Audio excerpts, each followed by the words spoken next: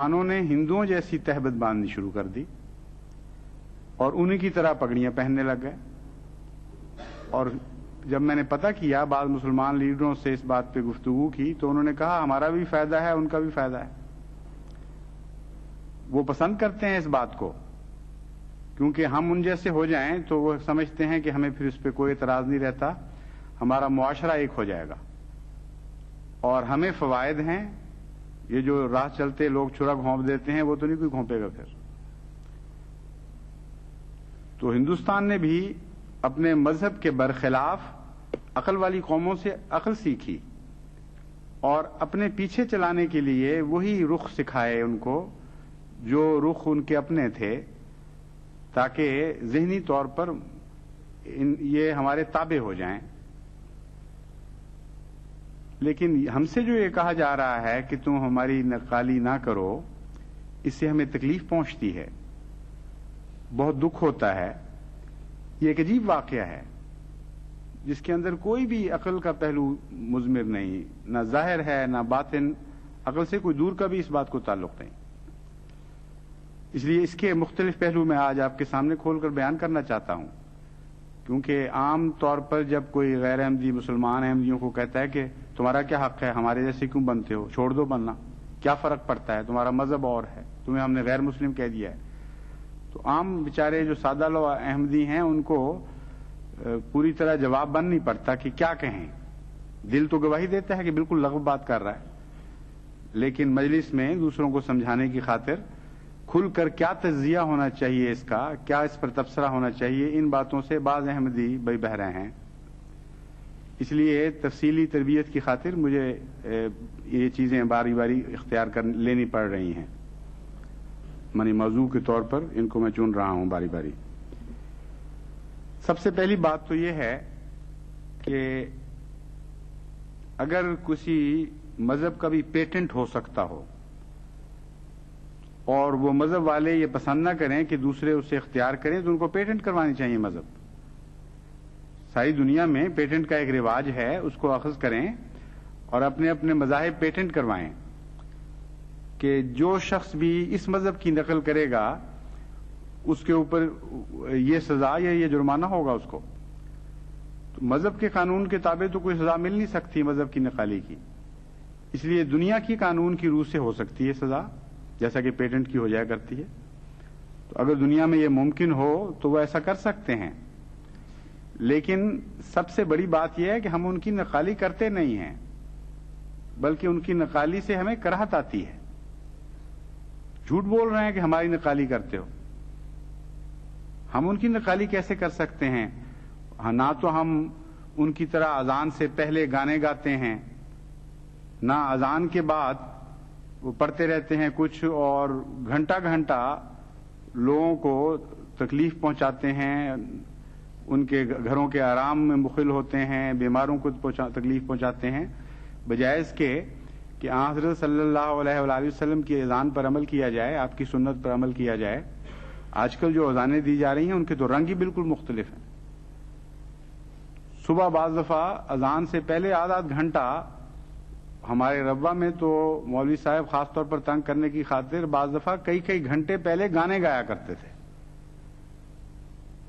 اور بعد میں پتہ چلا کہ وہ ریکارڈڈ ہوتے تھے. ان کو کیا ضرورت تھی خام خواہ آپ بھی ساتھ اٹھیں, اور ان کا تو مقصد لوگوں کو تنگ کرنا تھا.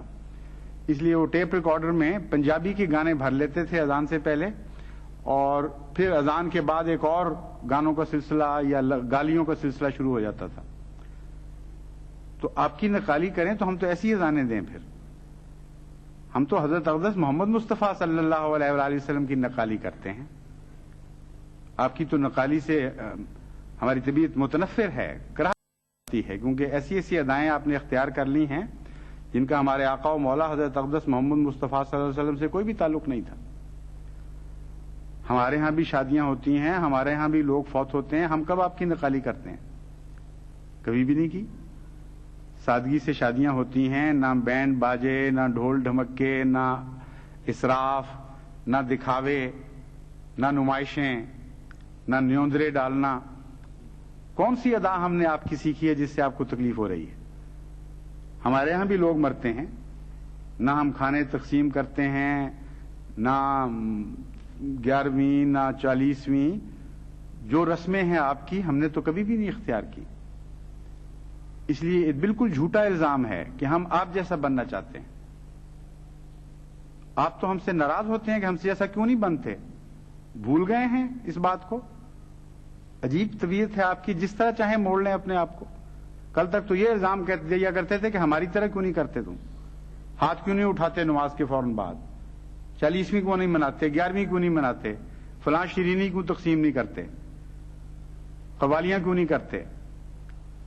ہر رسم جو آپ کی ہے وہ ہم چھوڑ بیٹھے تھے، اور یہ ناراضگی تھی کل تک کہ ہمارے جیسے کیوں نہیں بنتے. اور اب ایسا الٹے ہیں کہ دماغ الٹ گیا ہے بالکل کلیتاً. یہ کہہ رہے ہیں ہمارے جیسے کیوں بنتے ہو، حالانکہ جھوٹ ہے بالکل. ہم تو آپ جیسا نہ بنتے ہیں نہ بننا پسند کرتے ہیں. ہم تو وہ بننا چاہتے ہیں جس کو اللہ تعالیٰ نے تمام دنیا کے لیے نمونہ بنایا تھا، یعنی حضرت اقدس محمد مصطفیٰ صلی اللہ علیہ وآلہ وسلم والذین معہ، اور ان لوگوں کی پیروی کرنا چاہتے ہیں اور کرنے کی کوشش کرتے ہیں جو حضور صلی اللہ علیہ وآلہ وسلم کے ساتھ تھے، یعنی آپ اور آپ کے ساتھیوں کی. اس لیے اگر آپ تجزیہ کریں الزام کا تو سارا الزام ہی جھوٹا ہے. اب یہ سوال باقی رہ جاتا ہے کہ حضرت صلی اللہ علیہ وآلہ وسلم کی غلامی سے کون سا دنیا کا قانون یا شریعت اسلامیہ کا قانون روک سکتا ہے یا روکتا ہے، اور کس حد تک غلامی سے روکتا ہے اور کس کو روکتا ہے. سارے قرآن کریم میں، تمام حدیث میں نہ کوئی آیت نہ کوئی حدیث اشارتاً یا کنایتاً بھی کسی کو حضرت صلی اللہ علیہ وآلہ وسلم کی غلامی سے روک رہی ہے، نہ قرآن پر عمل کرنے سے منع کیا جا رہا ہے. بلکہ قدر مشترک کہہ کے غیروں کو بلایا جا رہا ہے. تعالوا الی کلمۃ سواء بیننا و بینکم، کہ اے اہل کتاب ہم تو قدر مشترک کی طرف بلانے والے لوگ ہیں. جو تم مانتے ہو ہماری باتیں وہ تو اختیار کر لو. جن میں اختلاف رکھتے ہو تمہارا حق ہے، جو چاہو اختلاف کرو، لیکن جو تم اپنے منہ سے کہتے ہو کہ ہاں یہ تمہاری باتیں اچھی ہیں، وہ کیوں اختیار نہیں کرتے. کیسا عظیم الشان مذہب ہے. ساری دنیا کو اشتراک کی دعوت دے رہا ہے. اس مذہب کو کا حلیہ بگاڑ کر یہ کہا جا رہا ہے کہ یہ قدر اشتراک پسند نہیں کرتا. غصہ آ جاتا ہے اگر کوئی حضور اکرم صلی اللہ علیہ وآلہ وسلم کی غلامی اختیار کرے اور آپ کے پیچھے چلے. جو آیات میں نے آپ کے سامنے پڑھ کے سنائی تھی ان میں یہی مضمون ہے. چنانچہ قرآن کریم فرماتا ہے لَقَدْ كَانَ لَكُمْ فِي رُسُولِ اللَّهِ أُسْوَةٌ حَسَنَةٌ لمن كان يرجو الله واليوم الآخر وذكر الله كثيرا. کہ اے لوگو، تمہارے لیے اللہ کے رسول یعنی محمد مصطفیٰ صلی اللہ علیہ وآلہ وسلم میں ایک بہت ہی حسین اسوہ بنایا گیا ہے. ایک ایسا خوبصورت نمونہ رکھ دیا گیا ہے کہ اب جو کوئی بھی اللہ کو چاہتا ہے وہ اس اسوے کی پیروی کرے، اور جو یوم آخر کی خواہش رکھتا ہے کہ یوم آخر میں وہ نجات دہندہ شمار ہو، اس کو بھی یہی چاہیے کہ وہ اس اسوے کی پیروی کرے. یہاں تو حضرت صلی اللہ علیہ وآلہ وسلم کے اسوہ کی پیروی کے لیے نہ مسلمان ہونا شرط قرار دیا گیا، نہ کسی فرقے کی شرط رکھی گئی. ایک چیز مذہب کی قدر مشترک جو ہے وہ بیان فرمائی گئی ہے. کیسا عظیم کلام ہے. کوئی پہلو نہیں چھوڑتا خیر کا. فرمایا من کانا یرج اللہ لمن کانا یرج اللہ والیوم الآخر، جو اللہ کو چاہتا ہے اور یوم آخر چاہتا ہے اس کے لیے چارہ نہیں ہے اس کے سوا کہ محمد مصطفیٰ صلی اللہ علیہ وسلم کی پیروی کرے. تو جب تک یہ قانون نہ بنائیں کہ اللہ کو چاہنا جرم ہے اور آخرت کے یوم آخرت میں اپنی نجات پانا